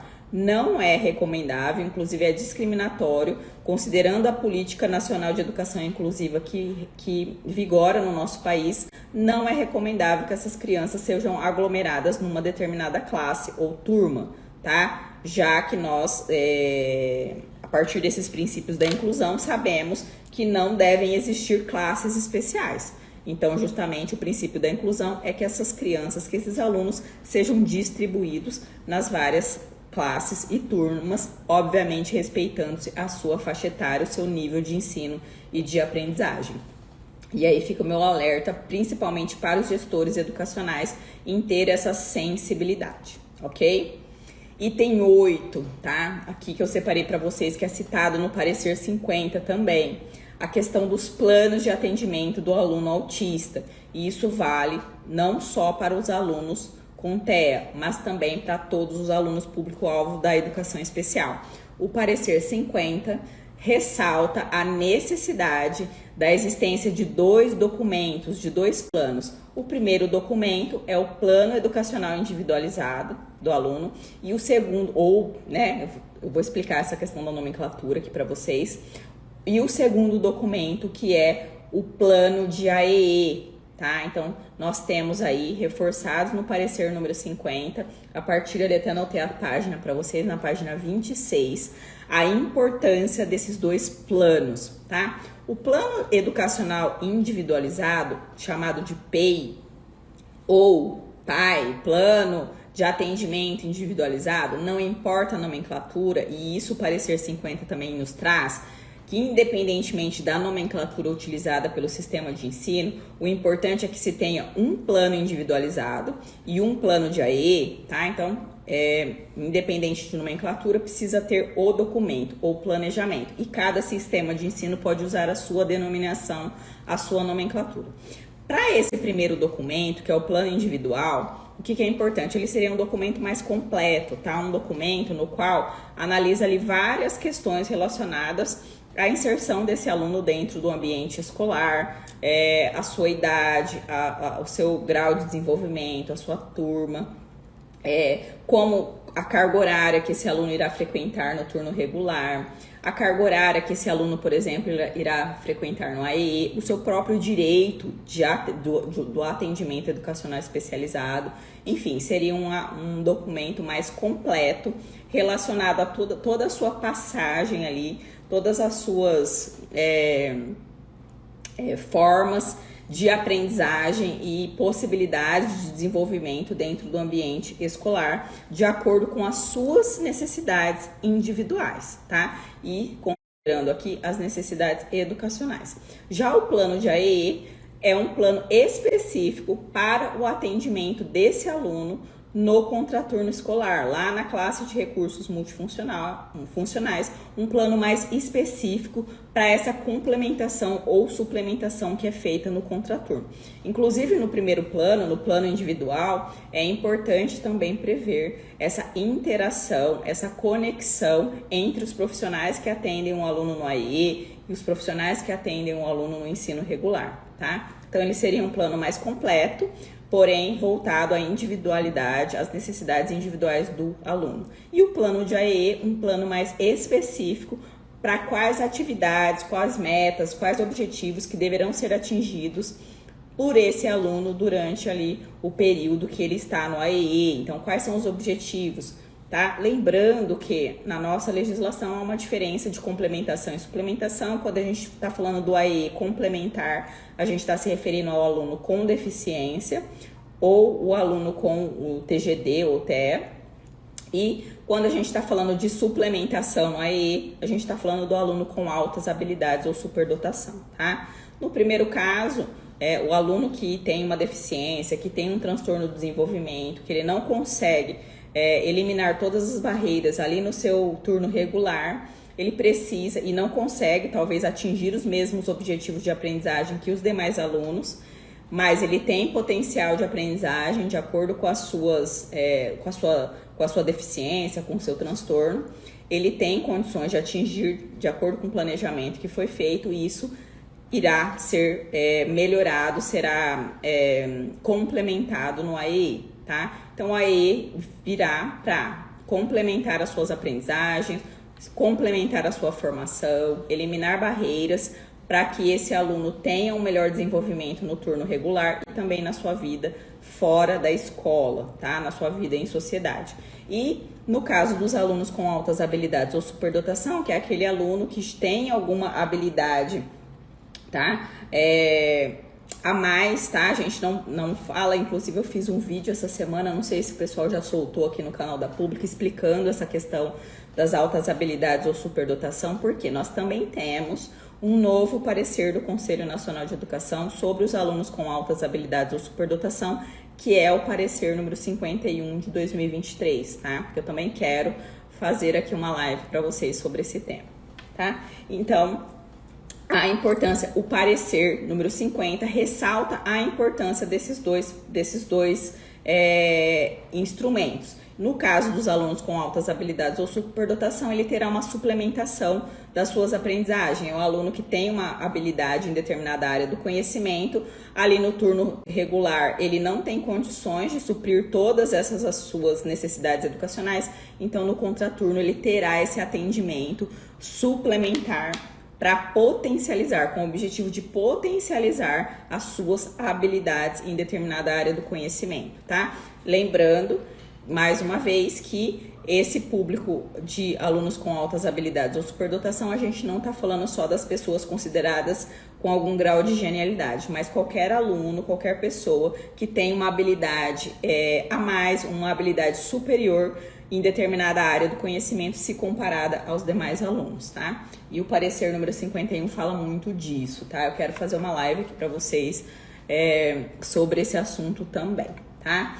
E aí, pessoal, então o parecer 50 deixa clara a importância desses dois planos. Inclusive, ali na página 24, o parecer fala da importância do projeto político-pedagógico de trazer aspectos sobre esses planos, tá? Não basta a gente, no projeto político-pedagógico da escola, apenas institucionalizar a educação especial, o atendimento educacional especializado, mas trazer mais detalhes sobre o planejamento do atendimento desses alunos. Inclusive, o parecer 50 fala e ressalta muito a importância do estudo de caso, porque quando essa criança ela ingressa na rede de ensino, o estudo de caso é muito importante, porque é esse estudo de caso que irá basear, irá fundamentar tanto a elaboração do plano de educacional individualizado, PEI ou PAI, quanto também o plano de AEE, tá? Então, o estudo de caso é muito importante. E todas essas questões relacionadas ao planejamento dos alunos, como será feito o estudo de caso, quem vai avaliar esse aluno, quem faz esse planejamento, tem participação da família, já existe um regramento no sistema de ensino ali, no qual aquela unidade escolar está inserida, quais são os prazos para a elaboração desse estudo de caso, os prazos para a elaboração desses planos de atendimento. Tudo isso deve estar previsto no projeto político-pedagógico da escola. Então, a gente precisa caprichar mais na elaboração do projeto político-pedagógico. No caso da educação especial, é isso que o parecer 50 nos traz um alerta ali e traz, inclusive, alguns caminhos, algumas questões que norteiam a elaboração desses planos, tá? Então, independentemente dessa nomenclatura, o aluno ele tem direito a esses dois planos e também o parecer reforça que esses planos, tanto o individual quanto o plano de AE, devem ser feitos de forma colaborativa pelos membros da equipe escolar que atendem o aluno, tá? E uma outra questão ainda, só para finalizar esse tópico, o parecer fala da importância do protocolo de conduta do estudante. O protocolo de conduta do estudante, até anotei aqui para vocês, ele contém informações fundamentais sobre o aluno, como suas habilidades para interagir com pessoas, do que ele gosta ou não, como se comunica, suas dificuldades, os eventuais gatilhos para crise, estratégias de como lidar com comportamentos desafiadores, procedimentos inapropriados, enfim. O protocolo também, e aí estou lendo aqui um trecho do parecer, este protocolo também deve mencionar se o estudante toma medicações, se ele tem informações nutricionais, tá? Tem várias crianças que têm questões relacionadas à nutrição, como alergias ou intolerâncias e outras observações pertinentes.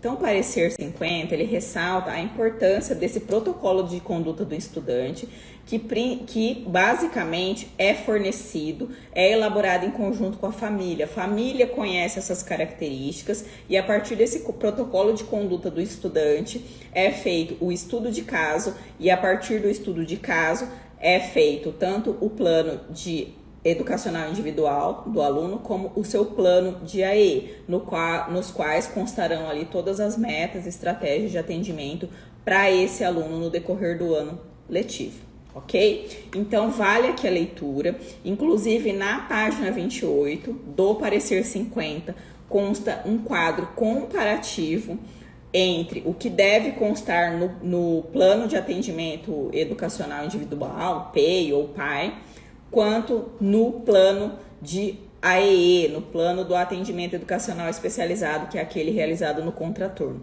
Então, é um documento muito significativo, traz ali um quadro comparativo, no qual os profissionais da educação podem ali ter um parâmetro para elaboração dos seus respectivos planos. Lembrando que esse documento não é taxativo, ele é um documento orientador para os profissionais da educação, para os sistemas de ensino.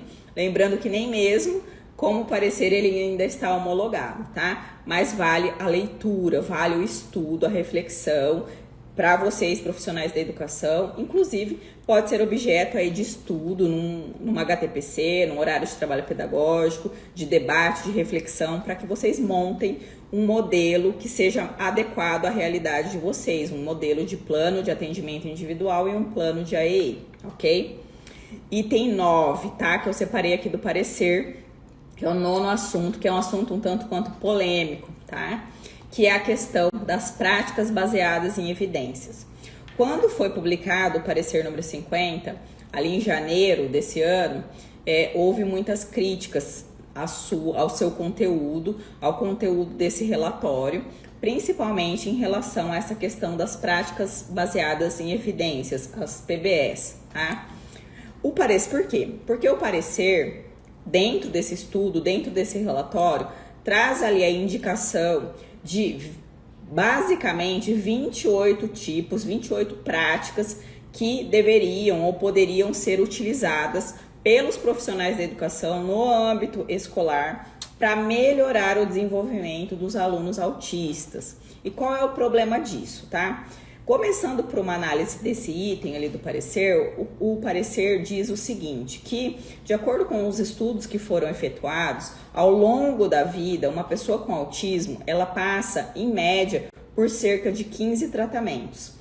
Porém, esses tratamentos, ou eles não trazem benefícios algum para essa pessoa com autismo, ou elas podem, inclusive, trazer prejuízos ao seu desenvolvimento ou prejuízos para a sua própria família, para a família desse aluno, para a família dessa pessoa com autismo.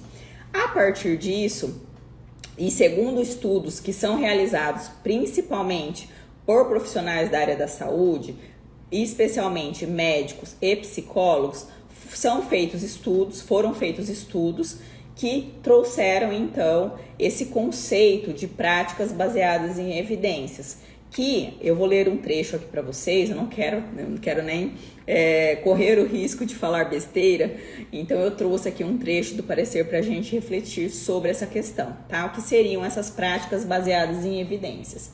Então o parecer diz assim, além das características definidas para o TEA, né, o transtorno do espectro autista, que incluem déficits de comunicação e interação social, e interesses restritos e fixos, podendo apresentar sensibilidade sensorial a determinados estímulos do ambiente, como sons, luminosidade e texturas, e transtorno do desenvolvimento intelectual associado, é preciso identificar nesses estudantes tanto os repertórios já existentes, aqueles que estão em fase de aquisição e os que ainda precisam ser aprendidos.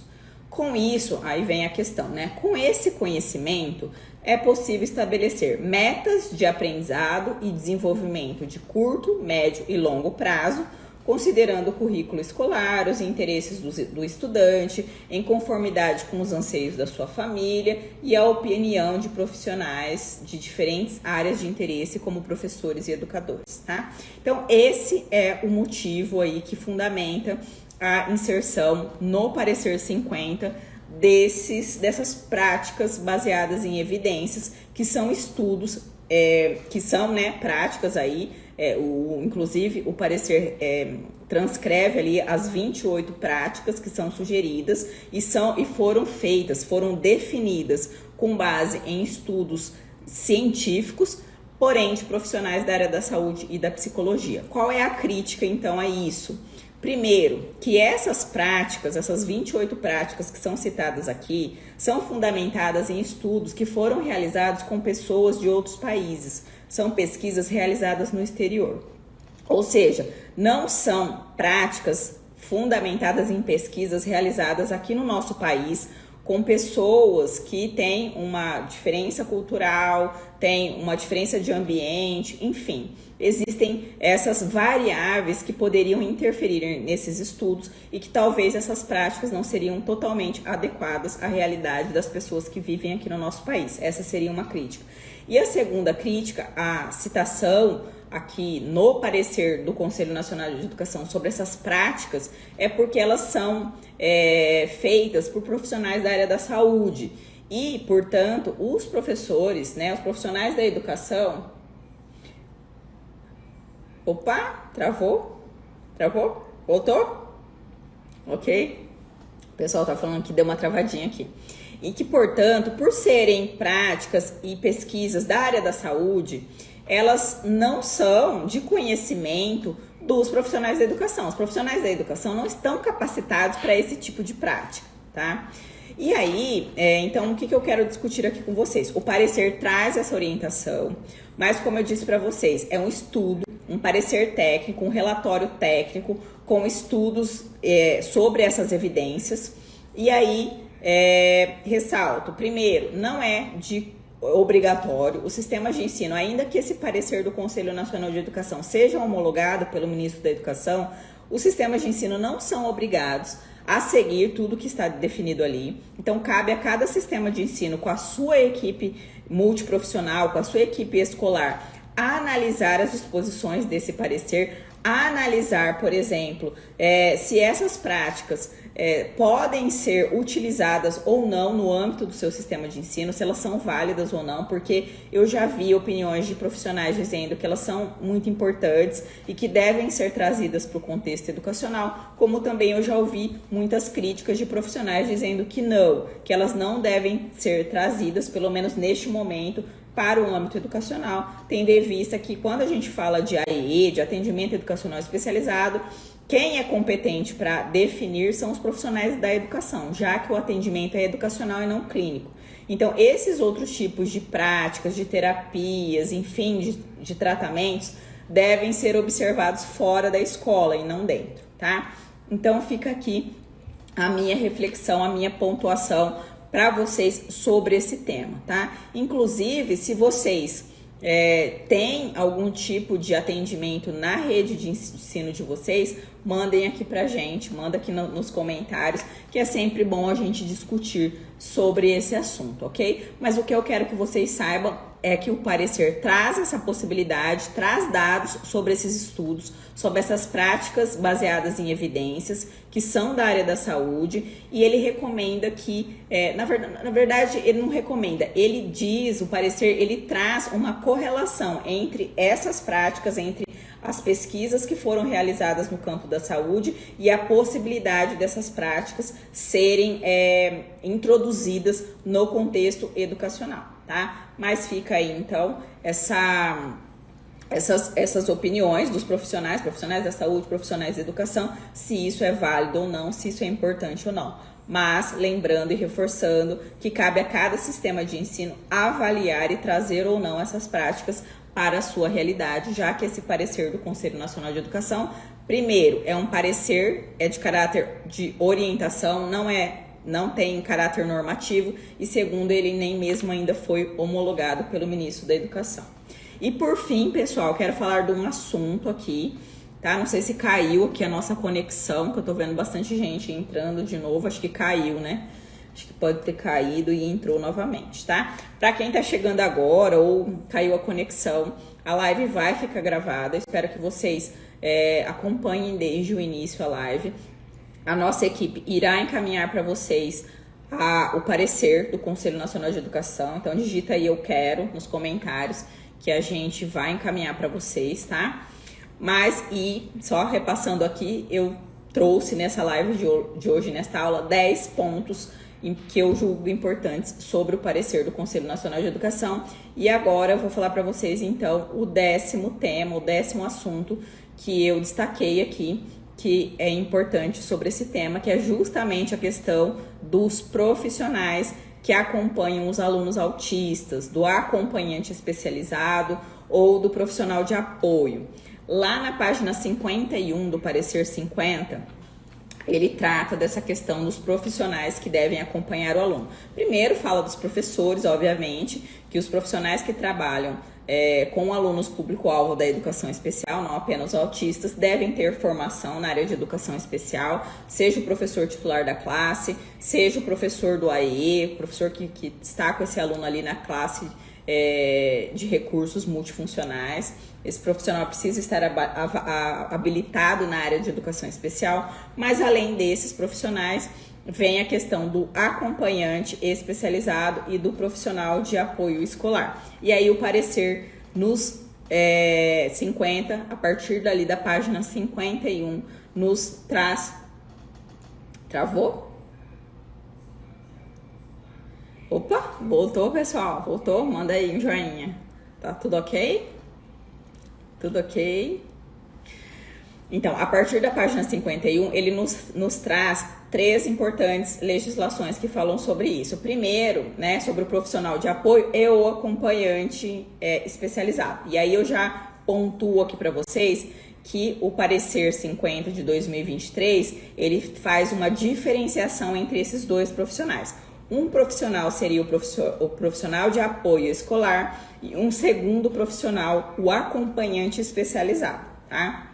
E aí, então, eu vou falar para vocês aqui as três normatizações que são citadas no parecer. A primeira é a Lei Brasileira de Inclusão, ou Estatuto da Pessoa com Deficiência, que lá no seu artigo 3º, inciso 3 também, fala do profissional de apoio escolar, que é a pessoa que exerce atividades de alimentação, higiene e locomoção do estudante com deficiência e atua em todas as atividades escolares nas quais se fizer necessário, tá?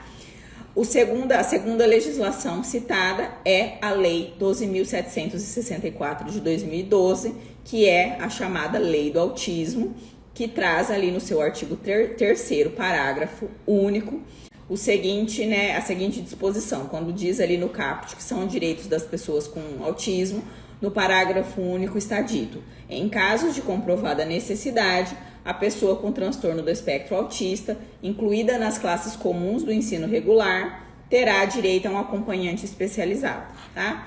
E aí, o parecer ainda cita o decreto 8.368 de 2014, que é um decreto que, na verdade, regulamenta a lei do autismo, a lei 12.764 de 2012, esclarecendo um pouco mais quem seria esse acompanhante especializado. Então, lá no artigo 4º, do decreto 8.368 de 2014, quando está disciplinado que é dever do Estado e da família oferecer um sistema educacional inclusivo, vem ali a disposição de que, parágrafo 2º do artigo 4º, caso seja comprovada a necessidade de apoio às atividades de comunicação, interação social, locomoção, alimentação e cuidados pessoais, a instituição de ensino em que a pessoa com transtorno do espectro autista ou com outra deficiência estiver matriculada, disponibilizará o acompanhante especializado no contexto escolar. Então vejam que a nossa legislação traz esses dois perfis de profissionais. Primeiro, o profissional chamado de apoio escolar, que é aquele profissional com mais características de cuidador, ou seja, seria um profissional que não precisaria ter formação pedagógica, porque ele atuaria apenas nas atividades de alimentação, higiene e locomoção desse estudante. E um segundo profissional, que é o chamado profissional acompanhante especializado, que é citado na lei do autismo, mas que, porém, é omissa em nos dizer qual é a qualificação para esse profissional. E aí, o parecer 50 de 2023 vem justamente nos dizendo sobre isso, que a legislação não traz clareza sobre a habilitação que esses profissionais precisam ter. E no caso do acompanhante especializado, de acordo com o decreto ali que regulamenta a lei do autismo, fala que esse profissional, esse acompanhante especializado, ele atua em atividades de comunicação, interação social, locomoção, alimentação e cuidados pessoais. Ou seja, a gente vê dentro desse perfil profissional um profissional mais voltado a atividades pedagógicas, que ajuda o aluno não apenas nas suas necessidades educacionais básicas, mas também na parte de comunicação, de interação social, trabalhando ali juntamente com o professor titular de classe, ajudando o aluno, inclusive, em questões pedagógicas. Na verdade, é o que a gente vem dizendo já e vem fazendo a interpretação ao longo aí dos anos em relação a esse tema. Então, não está. O parecer número 50 de 2023 reforça até mesmo a nossa fala, a fala de nós consultores, profissionais que já vêm trabalhando na educação no sentido de identificar o perfil desse profissional.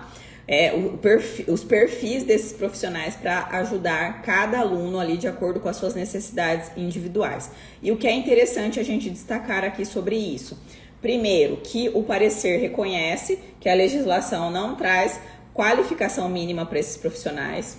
Segundo, que cabe à equipe escolar dizer qual é o perfil que o aluno precisa, qual é o perfil do profissional, se ele precisa de um profissional de apoio escolar ou se ele precisa de um acompanhante especializado. Então, isso reforça aí as diretrizes do Conselho Nacional de Educação que falam da educação especial. e dizem que é a escola, através da sua equipe pedagógica, que tem o dever, que tem competência para avaliar essa questão, tá? Então, o parecer 50 de 2023 vem reforçando isso. É competência da equipe escolar, dos profissionais da educação. Primeiro, dizer se o aluno precisa desse acompanhante, o parecer deixa claro isso, tá? Nem todos os alunos precisam do acompanhante, mas quando precisarem, dizer se esse profissional será mais um profissional de apoio escolar para atividades de alimentação, higiene e locomoção, ou se será um profissional, digamos, mais completo ali para auxiliar não apenas nessas atividades, mas em atividades pedagógicas, de comunicação, interação social, com alguma carga ali, com alguma outra habilidade. E aí, por fim, o parecer traz uma sugestão de formação, de habilitação para os acompanhantes especializados, tá? O parecer, ele cita que, de acordo com os seus estudos ali, os estudos desses profissionais, desse grupo de trabalho, seria interessante que os acompanhantes especializados tivessem uma formação mínima de uma especialização de no mínimo 180 horas, das quais 20% dessa carga horária fosse destinada, né, fosse integrada por atividades práticas. E aí o parecer traz ali um rol de temas e de capacitações, de atribuições que esse profissional deveria receber, de qualificação que esse profissional deveria receber nesse curso de capacitação. E além disso, tá? O parecer diz, além dessa especialização de 180 horas, ele deveria receber uma capacitação continuada, uma formação continuada em serviço de no mínimo 80 horas anuais, tá? Sarita, existe esse curso, existe essa formação, o sistema de ensino é obrigado a oferecer essa qualificação. Quem vai fornecer essa qualificação? Gente, ainda não existe, tá? Isso daqui é um estudo, volto a dizer, é um estudo técnico que foi realizado por um grupo de profissionais, no qual eles sugerem que essa seria a formação recomendada, a formação mínima recomendada para a atuação desses profissionais, tá? Hoje, qual é a realidade do nosso sistema de ensino? Cada município, cada sistema de ensino tem ali o seu quadro de profissionais e vem atendendo esses alunos. Alguns municípios que eu conheço com essa realidade, tenho atuado, tem ali um profissional com essas características de cuidador, tá? Que seria o profissional de apoio escolar ou auxiliar de vida escolar, agente de vida escolar, que é um profissional para o qual não se é exigida a formação para o magistério, mas que tem atribuições ali de auxiliar o aluno, de cuidador, né, de oferecer cuidados pessoais ao aluno, ajudá-lo nas suas atividades de locomoção, higiene e alimentação quando for necessário, tá? E também alguns municípios que já têm ali no seu quadro de pessoal professores especializados em educação especial ou profissionais com uma outra denominação, mas para o qual o cargo exige uma formação pedagógica. Por quê? Porque eles auxiliarão esses professores, os professores titulares das classes em questões pedagógicas. Então, eles farão o acompanhamento do aluno com deficiência, seja o aluno autista ou com outra deficiência, tá? Mas ele atuará ali em conjunto com um outro profissional da sala, o outro profissional que é o profissional titular da sala, e auxiliará inclusive o aluno em questões pedagógicas. Lembrando que, de acordo com a jurisprudência, quem é aluno do curso aqui também, do curso de educação especial, sabe que já existem várias jurisprudências no sentido de que não é necessário que um único profissional, seja esse profissional de apoio escolar ou seja o acompanhante especializado, não existe legislação determinando que esse acompanhamento seja exclusivo. Ou seja, a gente não precisa disponibilizar um profissional para cada aluno da educação especial que precisa de acompanhante. Dependendo do caso, e aí cabe a análise e a avaliação da equipe escolar em cada caso, tá? É possível, em alguns casos, que um único profissional, um único acompanhante ou um único profissional de apoio atenda mais de um aluno da educação especial, tá? Mas quem deve dizer isso é a equipe escolar, que fez ali o estudo de caso desse aluno e elaborou o seu plano de AEE e o seu plano de atendimento individual, dizendo e constando, inclusive nesses planos, se esse aluno precisa ou não do acompanhante, precisa de um profissional de apoio e que, caso precise, qual é o perfil desse profissional, tá? Por isso eu ressalto mais uma vez, primeiro, a importância da avaliação da equipe escolar e formalização desse documento, seja por meio de pareceres, relatórios periódicos e, principalmente, o estudo de caso e elaboração do plano de AE e plano de atendimento individual do aluno. Isso precisa estar documentado e formalizado. E segundo, as avaliações periódicas, tá? Feitas por essa equipe. Não é porque fez o planejamento ali uma vez que isso deve ficar imobilizado ou inerte. Essa criança, esse aluno deve ser constantemente reavaliado, até mesmo porque pode ser que num determinado momento da sua vida escolar ou no início do ano letivo, ele precise de um acompanhamento mais especializado ou de um acompanhamento mais exclusivo e individualizado, mas pode ser que no decorrer do ano ele não precise mais e essa questão possa ser reavaliada. Então, eu sempre chamo a atenção para esses dois aspectos: fazer os planos, fazer os relatórios e formalizá-los, mas também fazer esse acompanhamento, essa atualização constante, ok? Pessoal, são esses 10 itens, esses 10 temas que eu separei aqui para vocês hoje. O parecer é muito extenso, o parecer do Conselho Nacional de Educação, ele tem vários aspectos importantes, tá? Que cabe aí, então, a avaliação de cada um de vocês, enquanto profissionais estudiosos. Cabe, inclusive, a reflexão coletiva, né, entre os pares, para absorver o que é importante, o que é significativo, o que a gente pode trazer ou não para aplicação na nossa rede de ensino, tá? Por quê?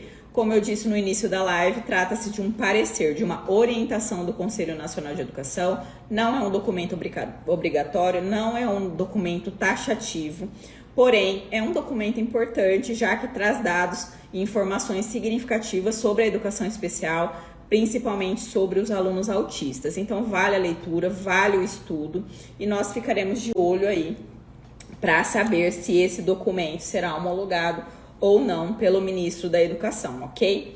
Eu espero que vocês tenham gostado, tá? Da live. Reforço aqui que são muitos temas que foram tratados, então é preciso fazer a leitura. Devido ao tempo aqui, eu vou pedir para minha equipe, a gente já estourou o tempo aqui da live. Obrigada por quem ficou até o final. Eu vou selecionar aqui, a minha equipe separou todas as questões, todas as dúvidas que vocês mandaram pra gente aqui nos comentários e tal. Então, prometo ou fazer uma live para esclarecimento dessas dúvidas, ou fazer alguns vídeos. Eu vou ver aqui com a equipe o que é melhor, tá? Porque esse assunto é muito interessante e eu sei que vocês têm muitas dúvidas, mas eu espero ter esclarecido o máximo de questões possíveis dentre esses temas que eu separei aqui para vocês. Olha a Dani, eu também quero parecer. Oi, Dani, um beijo. Dani de Tupi Paulista. Tô com saudades, hein, Dani? Obrigada por você estar aqui acompanhando a nossa live e quero lembrá-los também que está com inscrições abertas o nosso curso de educação especial. Então, se você é um profissional da educação, um profissional aí da área do direito, que quer conhecer um pouco mais sobre a legislação educacional que fala da educação especial, nós estamos com inscrições abertas do curso de educação especial, aspectos legais e práticos, tá? É um curso online, o certificado é de 180 horas, vocês terão acesso ali na plataforma do curso, de todas as, todo o material, todo o conteúdo programático do curso, todas as normas, e além disso poderão ter a oportunidade de tirar todas as dúvidas. Eu mesma faço a tutoria ali do curso, então todos os dias eu entro na plataforma do curso, vejo as dúvidas de vocês, respondo as dúvidas, e então é um curso muito interessante e fica aqui o meu convite. O link do curso está aqui na bio do perfil da Pública Educacional. Então, se você quer ser o meu aluno, quer trocar ideias aí, tirar dúvidas mais de perto comigo sobre educação especial, eu estou à disposição de vocês dentro do curso, ok? Muito obrigada, pessoal. Obrigada por vocês ficarem aqui. Eu sei que hoje a live foi longa, porém o assunto era muito importante, muito pertinente, e eu espero que vocês tenham gostado, ok? Um beijo e até a próxima.